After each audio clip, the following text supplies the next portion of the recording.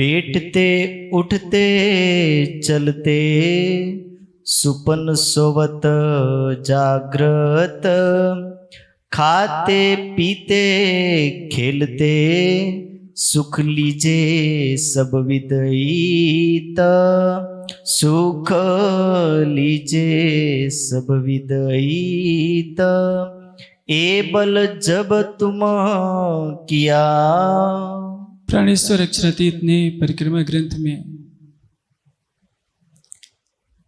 आज एक पहेली हमारे सामने खड़ी कर दी है। अध्यात्म की इस पहेली को सुलझाना बहुत ही आवश्यक है। वाणी क्या कह रही है? खाते पीते उठते बैठते खेलते सोते जागते सुख लेना है परम धाम का। कैसे संभव? आप खेल रहे हैं तो मन तो खेलने में लगा रहेगा, सोते हैं तो कैसे राज्य में मन लगा रहेगा? क्या ये संभव है? सामान्य रूप से सुंदर साथ इसका अर्थ यही लगा लेगा, उठते बैठते सोते जागते हमेशा रासम करते रहिए तो सुख मिल जाएगा, और कोई चारा उनको दिखता ही नहीं। आगे कह रहे हैं कि जब आपने ऐसा कर दिया तो परिणाम क्या होगा? क्योंकि इस प्रकरण की शुरुआत होती है इश्क उपजे का प्रकरण। तुमको इश्क उपजाओ ने करूं सो और अनेक उपाय, पूर चलाऊं प्रेम को सो यही में छकछकाए। कौन कह रहा है? स्वयं अक्षरातीत कह रहे हैं कि तुम्हारे अंदर प्रेम मुझे पैदा करना है। क्योंकि परिक्रमा की पहली चौपाई किससे शुरू होती है? अब कहूं रे इश्क की बात, इश्क शब्दातीत सच्चा। इस परिक्रमा ग्रंथ को इलाही दुल्हन कहा गया है। इलाही दुल्हन का तात्पर्य क्या है? अखंड दुल्हन। अखंड परम धाम की अखंड जो अर्धांगिनी है। दुल्हन का तात्पर्य क्या है? अखंड जो अर्धांगिनी है। श्री किताब परिक्रमा अखंड दुल्हन जो ये अवतरित है, इसको उपमा दी गई है। परम धाम की अखंड स्वरूपा आत्माओं के लिए ये परिक्रमा ग्रंथ उसी तरह से अखंड दुल्हन के रूप में है जो उनको अखंड दुल्हन की गरिमा प्रदान करती है। वो परम धाम की ब्रह्मात्मा क्या कहलाएगी? जो अपने घर को न देखे। जिस रंग महल में मूल मिलावे में उसकी सुरता बैठी है, उस सुरता को, उस मूल मिलावे को न देखे हो। वाणी का कथन क्या है? इलम हक का सुनते ही इश्क न आया जिन, तिनको नसीहत जिन करो वो नहीं मुतलक मोमिन। परम धाम का ज्ञान सुनाने के बाद जिसके हृदय में प्रेम नहीं आता, उसको नसीहत मत दो, सिखापन मत दो, वो ब्रह्म सृष्टि नहीं है। तो आप जितने सुंदर साथ बैठे हैं, मैं पूछूं कि क्या आपके पास इश्क है? तो इस आधार पर तो चर्चा नहीं करनी चाहिए। यह बात कब कही गई है? बहुत व्यथित होकर के यह बात कही गई है। इश्क हक का सुने थी, इश्क न आया जिन, तिनको नसीहत जिन करो वो नहीं मुतलक मोमिन। वो माया का जीव है, उसको सिखापन देने की जरूरत नहीं है, उसको चर्चा सुनाने की जरूरत नहीं है, उसको समझाने की जरूरत नहीं है, उसको माया में लिप्त रहने दो। लेकिन इश्क के लिए तो सभी प्रयास कर रहे हैं। इश्क मांगे रोए रोए। राज जी ने क्या कहा है? लो प्यार करो दीदार, इन विध देने ईमान उपजाओ ने इश्क, सो इश्क बिना न पाइए ये जो नूर तो जल रहा है। इश्क से राज्य का दीदार होगा। इस माया के संसार में जब हम देखते हैं तो इल्म दे दिया गया है।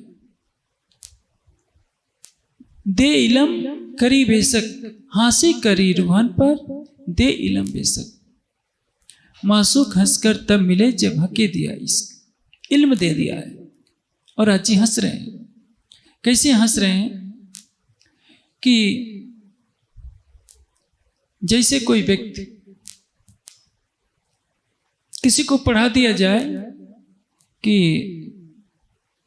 स्विट्जरलैंड बहुत सुंदर है, या श्रीनगर बहुत सुंदर है, शिमला बहुत सुंदर है, कभी देखने को ना मिले हो, फोटो भी ना मिला हो, थोड़ी सी कुछ हल्की चित्रावली मिल गई हो, कुछ चित्र मिल गए हो, किताबें की किताबें बड़ी बड़ी पढ़ा दी गई कि शिमला में ये चीज़ सुंदर है, श्रीनगर में ये सुंदर है, स्विट्जरलैंड में ये विशेषता है, और किताबों को पढ़कर रट्टा लगाया जा रहा हो, बार बार कहा जा रहा हो, तो जो वहाँ का रहने वाला होगा क्या सोचेगा, ये कितने पागल है, इन बेचारों को देखने को नहीं मिला, केवल रट्टा लगाते जा रहे हैं, बोलते जा रहे हैं, झगड़ा कर रहे हैं।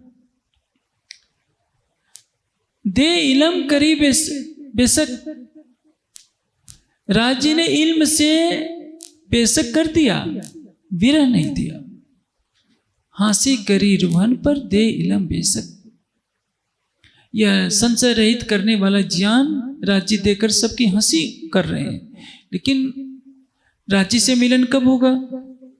मासूक हंसकर तब मिले जब हके दिया इश्क। प्रेम नहीं तो राज्य से मिलन नहीं होगा, राज्य का दीदार नहीं होगा, 25 पक्षों का दीदार नहीं होगा। हम 25 पक्षों का वर्णन पढ़ते हैं, कई वृत्तियां पढ़ते हैं, यहां से भी कई वृत्तियां छप गई हैं, नक्शे छपते हैं, करना चाहिए, क्योंकि प्रेम का प्राण क्या है? ज्ञान, शुद्ध ज्ञान। देखिए ज्ञान दो तरह का होता है, एक तो बुद्धि के द्वारा ग्रहण किया हुआ ज्ञान, और एक आत्मचक्षुओं से प्रत्यक्ष अनुभूत किया हुआ ज्ञान। कबीर जी वेद नहीं पढ़े थे, लेकिन वेद की बातों को समाधि अवस्था में जानते थे। एक सुंदर साध का वह वर्ग होता है जो हजारों चौपाइयां कंठस्थ किए होता है, धारा प्रवाह बोलता है, सुनने वाले मंत्रमुग्ध होते हैं, वो 25 पक्षों का वर्णन करता है, नख से सिख तक राज्य श्यामा जी की शोभा का वर्णन करता है। लेकिन उससे जब पूछा जाता है कि क्या तुमने देखा है, तो कहेगा कि नहीं। क्यों नहीं दीदार हुआ? क्योंकि उसकी सारी ऊर्जा बुद्धि विलास में लग गई। संतुलन क्या है? इश्क का प्राण है इल्म, और इल्म का प्राण है इश्क, दोनों एक दूसरे के पूरक है। ए इश्क ए इल्म दो हक नियामत, ये राज्य की निधियां हैं। इश्क क्या करता है? वहदत में गर्क कर देता है, डुबो देता है, और इल्म से उसका स्वाद आता है। स्वाद आने का तात्पर्य क्या है? जैसे ठेले पर कोई चीज बिक रही हो और आप ठेले वाले से कहिए कि मैं तब खरीदूंगा जब मुझे चखा दो, तो क्या करेगा? खाने वाली चीज को चम्मच से थोड़ा सा लेकर के चखा देगा, पूरा देगा नहीं। और उसका स्वाद जब आपकी जीवा पर आएगा तो आप कहेंगे कि हाँ मैं खाऊंगा। यदि वो चखाए नहीं तो आपके मन में संशय बना रहेगा कि ये नहीं खरीदना है। यही कहानी है। इल्म लज्जत देता है, स्वाद देता है कि हमारा परम धाम कैसा है, राज्य कितने सुंदर हैं। जब हम राज्य के होठों को वर्णन पढ़ते हैं, मुखारविंद का वर्णन पढ़ते हैं, चरण कमल का वर्णन पढ़ते हैं, हृदय कमल का वर्णन पढ़ते हैं, तो इच्छा तो होगी कि अवश्य देखें। आप देखिए इस संसार में सौंदर्य की पूजा अवश्य होती है। सौंदर्य घृणा करने की वस्तु नहीं है। सौंदर्य का विकृत प्रयोग होता है, वही विध्वंस को जन्म देता है। हमारी बहन कितनी भी सुंदर हो, हम उसके साथ हंसे बोलेंगे, लेकिन मनोविकार नहीं पैदा होगा। क्यों? क्योंकि हमारी भावना पवित्र है।